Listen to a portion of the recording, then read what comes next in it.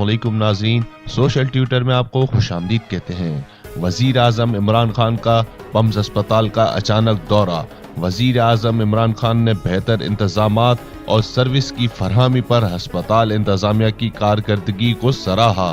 वज़ीर आज़म इमरान खान ने अस्पताल के मुख्तलिफ डिपार्टमेंट, न्यूरो सर्जरी, ऑर्थोपेडिक, अमराज चश्म और इमरजेंसी शोबों का दौरा किया।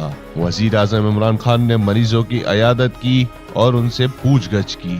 मरीजों को मयारी इलाज की सहूलियात फराहमी के तसलसल को जारी रखा जाए, वज़ीर आज़म की अस्पताल इंतजामिया को हिदायत।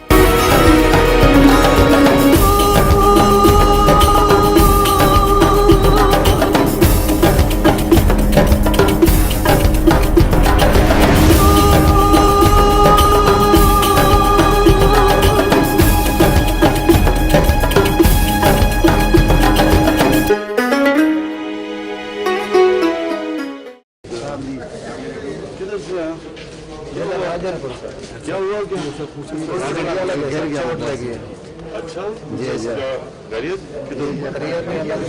चेक कराया और 4 नंबर वार्ड में इमरजेंसी में ठीक है।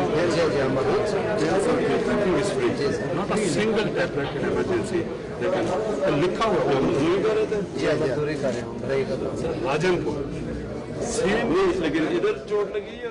इधर लगी है, इधर लगी, इतने कम कर